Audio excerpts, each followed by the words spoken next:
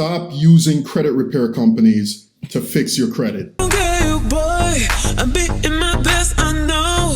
Feeling the buzz, living my life, dancing, let's make some noise. Mike here again with CASHBACK Realty, and just like the title of this video says, I want you guys to stop using credit repair companies to try to fix your credit.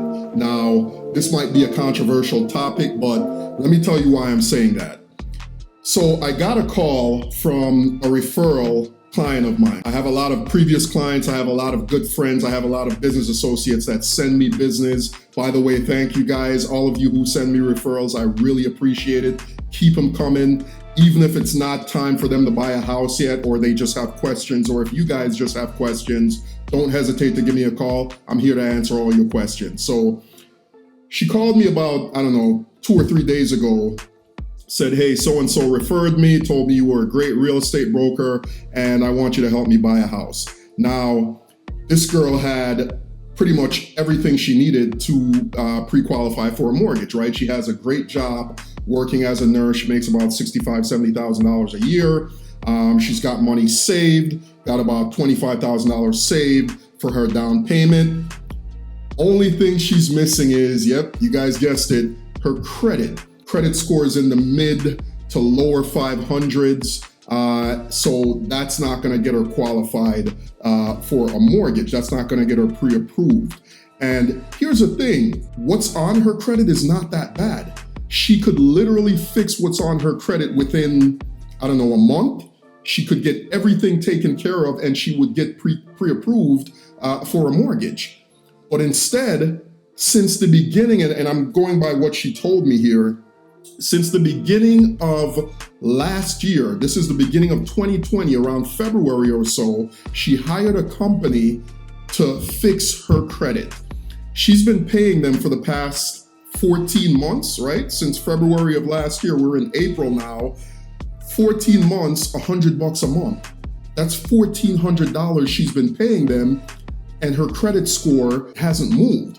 She said it moved maybe 10 points in the past year and a couple of months. With that $1,400, she could have paid off one of her collections already. So here's what I want to talk to you guys about with regard to hiring credit repair companies. Some of you guys might get mad at me here, but I love you guys, so I gotta show you some tough love when it comes to what you need to do to get this done the right way. Actionable information. I'm gonna give you guys a step-by-step guide on how you can do this to repair your credit, get pre-qualified for a mortgage, and buy your house, become a homeowner. So number one, the first thing you want to do, guys, is order a copy of your credit report, right? All the credit bureaus owe you a free copy of your credit report, your credit score, once per year, right? Equifax, TransUnion, Experian. You can go on all their respective sites if you want to do it that way, or you can sign up with, one of the ones that aggregate your credit together, maybe like credit.com or one of those sites. But I suggest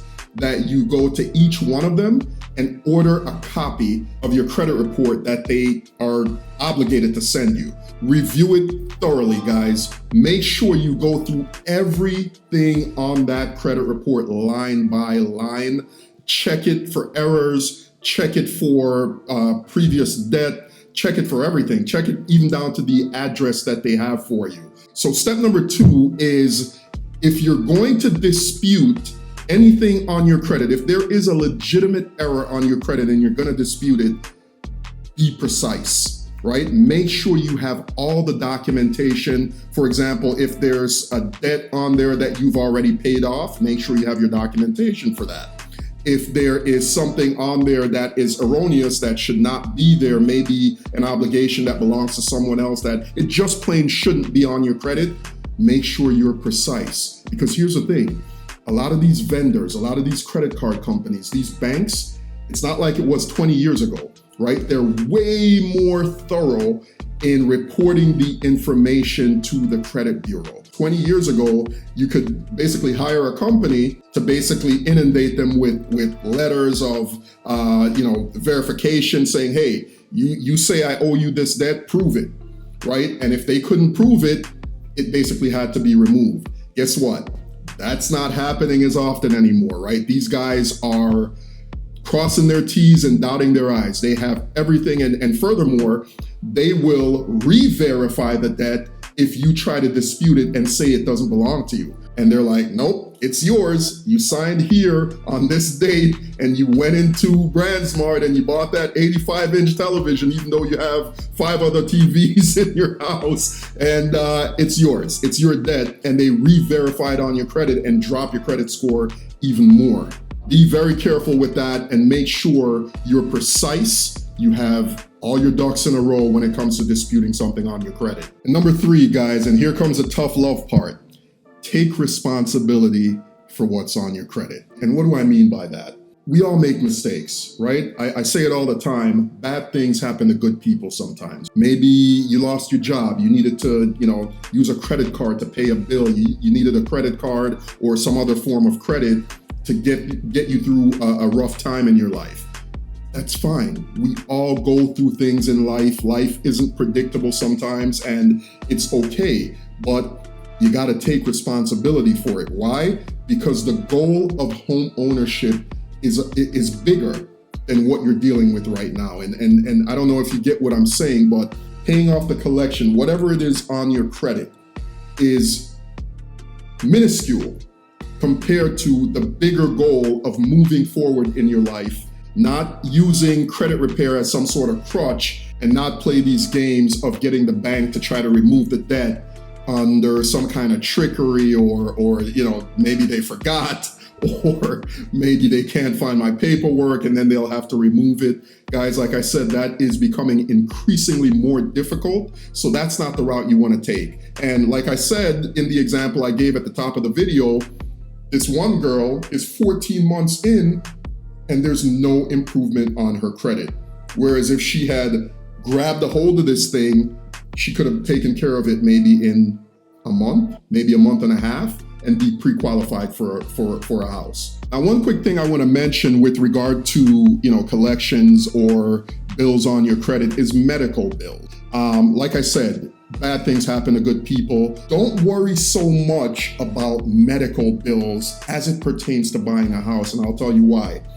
Most underwriters, right, when it comes to getting pre-approved for a mortgage, most underwriters will take into consideration if your debt or collection or whatever derogatory mark on your credit is, if it is a medical bill, right? If it was due to some sort of medical emergency. You're not going to get penalized with most of them. Some of them might, but with most of them, as far as I know, you're not going to get penalized as much for a medical collection as you would with a credit card that you decided you just weren't going to repay and let it go into collection. I want to talk to you guys really quickly about Webull. Webull is an investment platform that you can do on your mobile device. You can do it on your desktop. And if you sign up now, you're going to get 2 free stocks with Webull. Webull is a platform that I use. As usual, you guys know I'm not going to refer you or recommend anything to you that I don't use myself. Check out Webull. Click the link depending on where you're watching this video to sign up for a new account and get 2 free stocks. Take action. That's number 4. Call up all the credit card companies, call up all the debtors, whoever the collection company is now that has a debt, call them up, work out a deal. They will be more amenable than you think. I've seen, let me tell you a story really quickly. About 2 years ago, I had a client of mine with a $15,000 debt on a credit card get it reduced to $1,200. She worked out a deal with them and they were willing to take $1,200 for that $15,000 credit card debt, and they removed it from her credit. Not saying that's going to be the case for you or that is the situation in every case, but it's worth calling them up. Don't hide from the debt. Don't try to get out of it. Call them up. Tackle it head on, right? Call them up and try to work out a deal with them. Make sure whatever deal you come to with them, you document it, you have it. Follow up by making sure they removed it. And number 5, I don't think I need to say this one. You guys should already know this already, but I'm just going to say it. You should not be trying to obtain new credit while you're in the process of getting pre-approved for a mortgage or trying to buy a house. Don't go out and buy a new car, Don't go out and apply for a credit card or a department store card, right? No new inquiries on your credit. Also, pay down your debt. Your utilization of your credit. Utilization is the amount of credit that you're using from what you have, right? So for example, if you have $10,000 worth of credit, if you're using 50% or 60% of it, that could have a huge impact on your credit score. I've seen that impact as much as 100 points in someone's credit. And when they paid it down, their credit score rose 100 points. Ideally, what you want to do is pay it off and not have any debt, right? But if you pay it down to like $1,000 or $2,000, which is roughly 20% or less, your score is going to go up. And I'm going to throw a bonus one in here, guys. It's student loans. Student loans can be problematic when you're trying to get pre-approved for a mortgage. It takes a huge chunk out of your DTI, right? Which is your debt to income. And that's not what this video is about. I'm not going to get too into detail with that, but your debt to income is basically how much house you can afford based on your debt versus how much income you have coming in. And if you have a student loan showing on your credit, that's a portion that's figured into your DTI when you go to get pre-approved. Try to work out in advance a repayment plan with Navient or the Department of Education, whoever your student loan is with, so you're not trying to deal with it at the time you're buying the house. That's gonna save you a lot of headaches. Either have it deferred. If you're eligible for deferment on your student loan, try to get that done so it'll save you some time. As usual, guys, thank you so much for watching. I really appreciate you guys getting in touch with me if you have any questions. If you find value in the information I'm giving you, drop a like, share it with someone who you think might find it useful. Have a good day.